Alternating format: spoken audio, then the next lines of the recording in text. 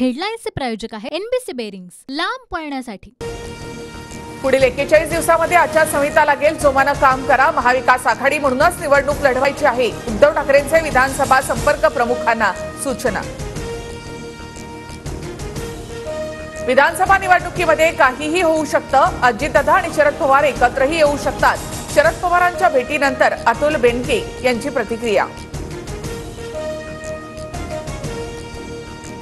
शरद पवार अजित पवार एकत्र आल्यास आम्हाला आनंदच होईल, मात्र काही महत्त्वाकांक्षी लोक एकत्र येऊ देणार नाहीत। अजित पवार गटाचे आमदार सुनील शेळकेंचं वक्तव्य। डीपीडीसीच्या बैठकीमध्ये अजित पवार शरद पवार समोरासमोर, शरद पवार यांच्याकडून उभं राहून अजित पवारांचं स्वागत। अजित पवार गटाचे आमदार अतुल बेनकेंनी घेतली शरद पवारांची भेट। अतुल बेनकेंनी भेट घेतल्यामुळे चर्चांना उधाण, तर जुन्नरच्या विकासासाठी भेट घेतली। अतुल बेनके यांची प्रतिक्रिया। लोकसभेत ज्यांनी राष्ट्रवादीचं काम केलं ते आमचे, त्यांच्या हिताची जपवणूक करणं ही आमची जबाबदारी। शरद पवारांचं वक्तव्य। तर मी आढळराव पाटलांचं काम केलं, बेनकेंची प्रतिक्रिया। उमेदवारीसाठी काही नेते इकडे तिकडे जातात, पवार आणि बेनकेंच्या भेटीवर अजित पवारांचं वक्तव्य। मी माझ्या पैशामध्ये गुलाबी जॅकेट घातलं, माझ्या सतसत विवेक बुद्धीला पटतं ते मी करतो। गुलाबी कॅम्पेनवर अजित पवारांची प्रतिक्रिया। लाडक्या मित्रासाठी झोपडपट्टी दान केली जात आहे, धारावीवरून उद्धव ठाकरेंचा सरकारवर हल्लाबोल। धारावीचं टेंडर रद्द का करू नये याचं उत्तर सरकारने द्यावं, मुंबईची अदानी सिटी होऊ देणार नाही, धारावीकरांसाठी रस्त्यावर उतरणार, उद्धव ठाकरे यांचा इशारा। विरोधकांच्या बुद्धीला बुरशी लागली आहे, देवेंद्र फडणवीसांचा ठाकरेंना टोला, तर काहींच्या मानसिकतेला बुरशी लागली आहे, उद्धव ठाकरेंचा पलटवार।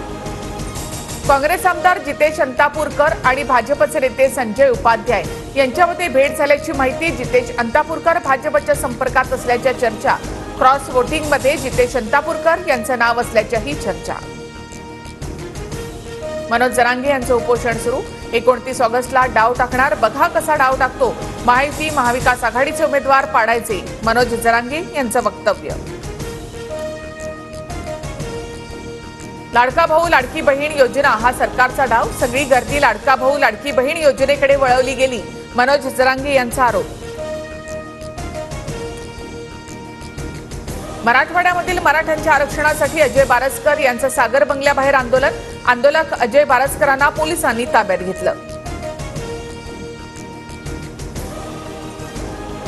सरकार डुप्लिकेट असल्यामुळे त्यांना डुप्लिकेट मालाविषयी आकर्षण। वाघनखं ही मतं मागण्याची वस्तू आहे का, संजय राऊतांचा सरकारवर निशाणा। मुंबईच्या ग्रँड रोड परिसरामधील नाना चौकामध्ये इमारतीचा भाग कोसळला, 4 जण जखमी तर एकाचा मृत्यू झाल्याची प्राथमिक माहिती। मुंबईसह उपनगरामध्ये मुसळधार पावसाची हजेरी, मुसळधार पावसामुळे सखल भागामध्ये पाणी साचलं।